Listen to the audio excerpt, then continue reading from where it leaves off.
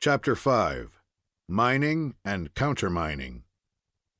Fred expected every moment to catch the dull crack of the rifle from the subterranean regions as a signal that Mickey O'Rooney had neither closed his eyes to the impending peril, nor had given way to despair at the trying position in which he was placed.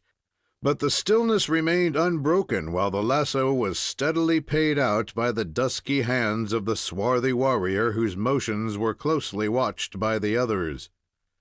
Lower and lower it descended as the coils lying at his knees were steadily unwound, until the disturbed lad was certain the bottom of the cavern was nearly reached, and still all was silent as a tomb.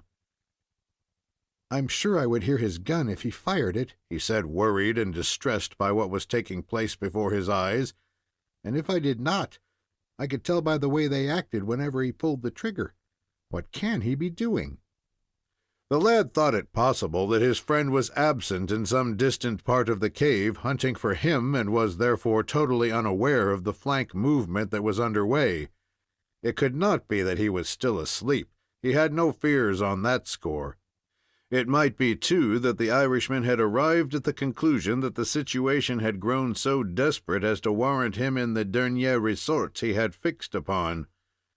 If such was the case, then, as Mickey himself might have said, the jig was up. 2 or 3 coils still remained upon the ground when the Apache stopped lowering the lasso, and, looking in the faces of his companions, said something.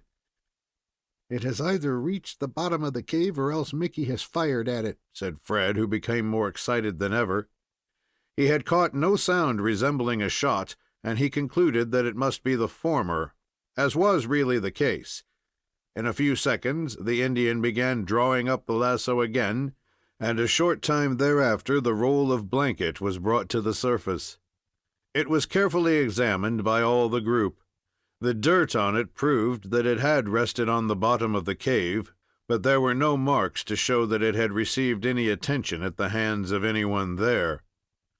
There were grunts of pleasure as this fact was gathered by the redskins.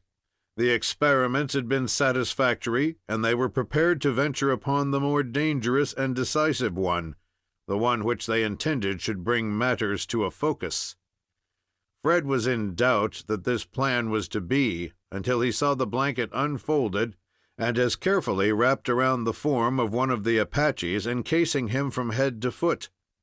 Great pains were taken to hide his head and feet from view, the warrior lying upon his back and suffering himself to be done up with as much thoroughness as if he were a choice sample of dry goods. Viewed from a disinterested standpoint, the wonder was how he was to breathe in such wrappings. "They have tried the blanket, and finding that it was not disturbed, they're going to send down one of their number, thinking that if Mickey does see it, he'll believe it is the same blanket and won't fire at it, because he didn't fire at the other." It looked very venturesome upon the part of the warrior thus to enter the lion's den. But while, as a rule, the Indians of the Southwest are treacherous and cowardly, there are occasional instances in which they show an intrepidity equal to that of the most daring white scouts. When everything was arranged to the satisfaction of all, 3 of the most stalwart Apaches braced themselves with the lasso grasped between them, while a 4th carefully piloted the body over the edge of the opening and began slowly lowering it to the bottom. The bravest man, placed in the position of the enwrapped redskin, could not have avoided some tremor when he knew that he was hanging in midair, in plain view of the rifleman who had separated the thong which supported the blanket in the first attempt. The Indian must have experienced strange emotions, but if he did, he gave no evidence. He remained as passive as a log, his purpose being to imitate the appearance of the first bundle. "Now, if Mickey lets that go down without sending a bullet through it, he hasn't got one half the sense that I think he has."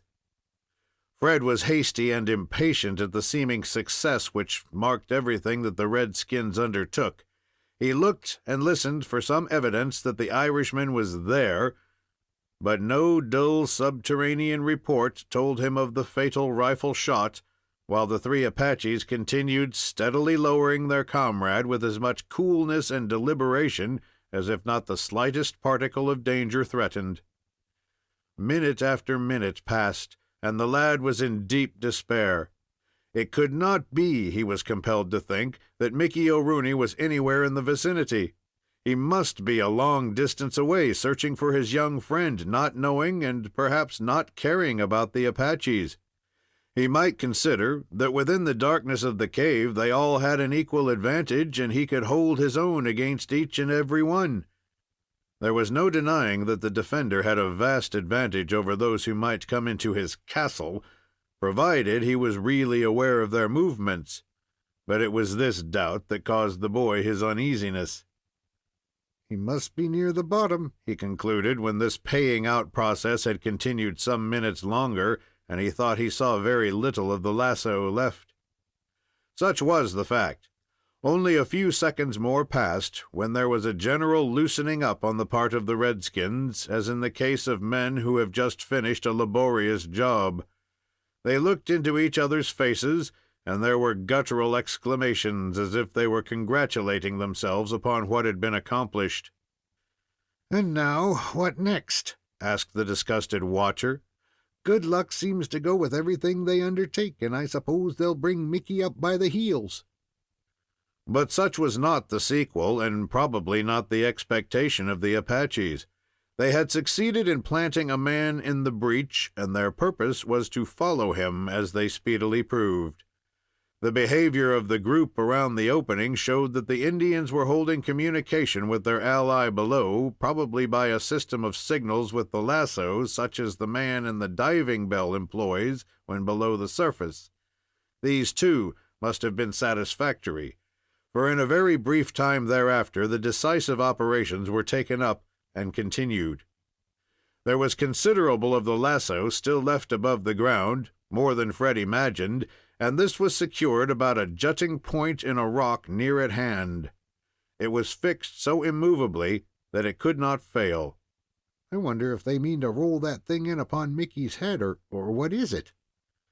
They speedily showed what their intentions were. In less than a minute after the lasso was fastened, one of the Apaches caught hold of it and slid down through the opening so rapidly that it looked as if he had lost his hold and dropped out of sight. The second did precisely the same thing, and then a third, fourth, and fifth, until only one warrior was left above ground. "Oh, I hope he'll go," whispered Fred to himself. "Then I can do something big." But the Apaches had evidently concluded that it would be an imprudent arrangement not to leave any of their friends on guard, not because they expected any interference from outside parties, but to provide against accident. If the lasso should fail them at a critical moment, they would be in a bad predicament, cut off from all means of getting out, as the skylight was the only avenue known to them, while if a comrade remained above, all such danger would be escaped. Their purpose had been to send the 5 warriors down into the cave to attend to the case of the parties there. The redskins were now down below, and the whole thing was put in shape for operations to begin. All that remained was to find their man, and Fred could not tell what the prospects of success were in that direction, but he was almost ready to believe that they were all that the Indians could ask. The 6th Apache, who remained visible, took matters very comfortably. He stretched himself flat upon the ground, with his head hanging almost in the opening, so that he could catch every sound that came up from below. It was plain that he expected to be called upon to render important service, and he did not intend to let a signal escape him. The hour that succeeded made little change in the situation.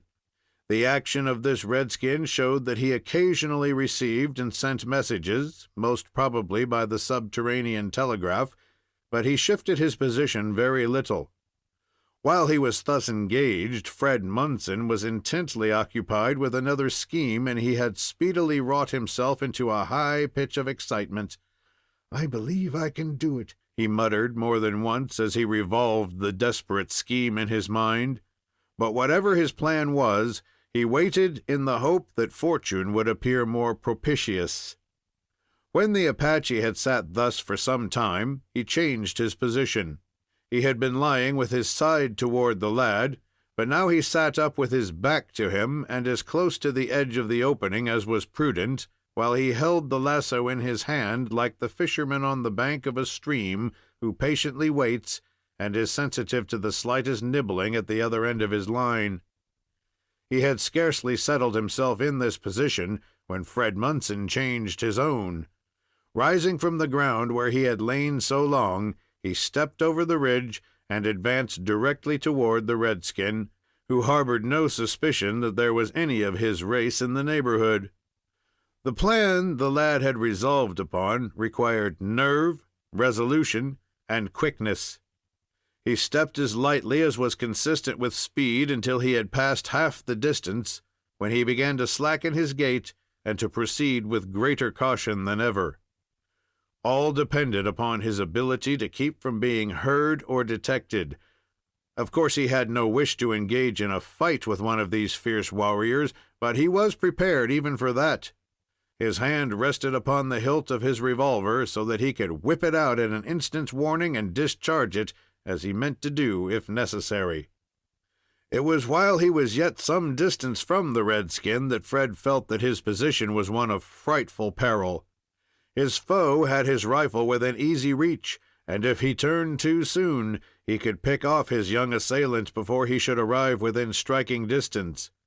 But each moment raised the hopes of the lad. End of Chapter 5. Read by Thomas Rose.